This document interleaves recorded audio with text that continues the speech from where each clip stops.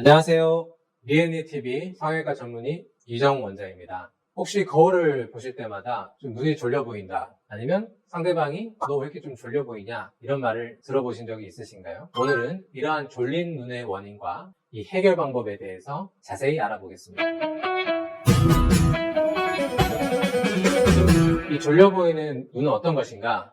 본인의 눈꺼풀이 검은 눈동자를 3분의 2 이상 가리고 있다. 나는 눈을 뜰 때 항상 눈썹을 이렇게 위로 치켜들어서 이마 주름을 만들면서 눈을 뜬다.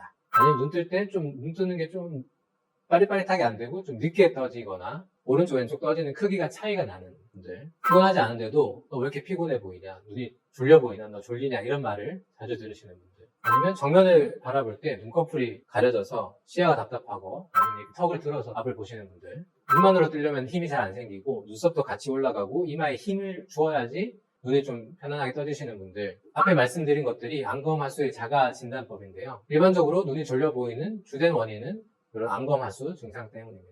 이 안검하수는 눈꺼풀에 지방이 많거나 눈꺼풀이 처져 있거나, 아니면 눈 뜨는 힘이 부족해서, 아니면 눈 뜨는 근육의 노화로 인해서 생기게 되는데요. 졸려 보이고 힘이 없어 보이는 부분이나 외적으로 보기에 정도가 심할 경우에는 동공을 가려서 시야 장애가 생기거나 시력 저하가 생길 수 있기 때문에 눈매 교정으로 교정하는 것이 좋습니다. 심한 정도나 눈의 상태에 따라서 비절개로 눈매 교정을 하실 수도 있고 절개 눈매 교정을 하실 수도 있습니다. 비절개 눈매 교정은 피부를 절개하지 않고 작은 구멍을 낸 다음에 실을 이용해서 근육의 힘을 조절하는 방법입니다. 작은 구멍을 내기 때문에 흉터가 거의 없고 회복이 빠르다는 장점이 있지만, 비절개 눈매 교정은 눈 뜨는 근육의 주요한 두 근육, 상안검 거근과 뮬러근 중에서 약한 뮬러근만 조작이 가능하기 때문에 심한 안검하수에는 적합하지 않고, 제대로 하지 못하면 뮬러근 신드롬이라는 심각한 부작용을 만들 수도 있기 때문에 본인의 눈이 얇고 처짐이 적거나 눈꺼풀에 지방이 많지 않은 분, 안검하수가 심하지 않고 가벼운 분들,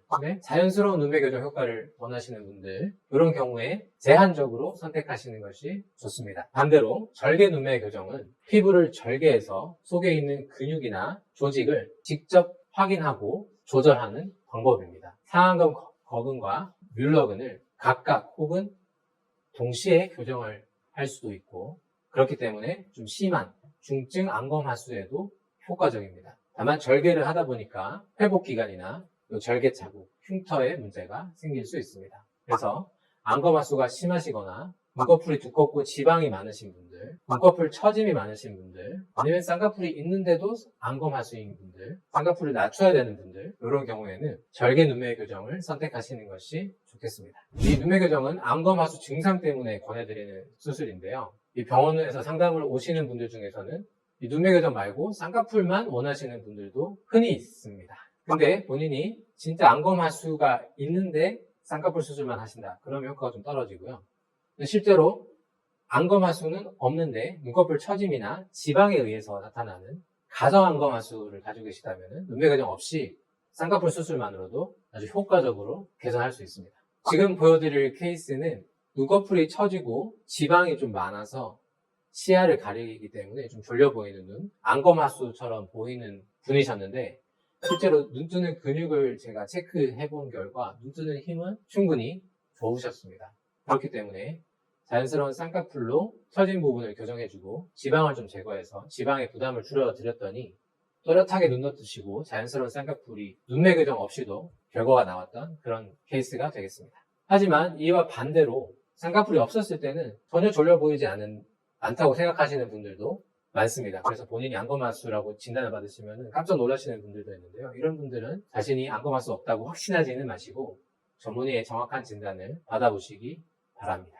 다음 보여드릴 케이스가 바로 그러한 경우에 해당하는데요. 쌍꺼풀이 없으셨을 때 수술하기 전에는 전혀 안검하수라고 생각하지 않으시고 정확한 검진을 받지 않으시고 수술을 진행하셨고, 또 쌍꺼풀 크기 또한 조금 과한 크기를 만드셨더니 수술 후에 부자연스러운 쌍꺼풀, 졸려 보이는 눈이 되었습니다.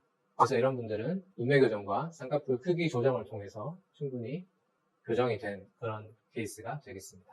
안검하수 증상이 드러나지 않고 심하지 않으신 분들은 눈매 교정이 필요 없다고 생각하시는 분들이 많은데요. 상담 오실 때도 눈매 교정 없이 쌍꺼풀만 원하신다고 콕 집어서 많이 말씀해 주십니다. 하지만 이런 경우에는 눈매 교정 없이 쌍꺼풀 수술만 하게 되면 시간이 지나면서 안검하수 증상이 드러나거나 쌍꺼풀이 부자연스러워지실 수 있기 때문에 수술 후에 오히려 눈이 더 작아 보이고 부자연스러워 보이는 현상이 나타날 수도 있습니다. 그렇기 때문에 수술 전에 충분히 성형외과 전문의와 상담받으시고 본인 증상에 맞고 본인이 원하는 눈매에 맞는 정확한 수술 방법을 채택하신다면 만족스러운 결과를 얻으실 수 있습니다.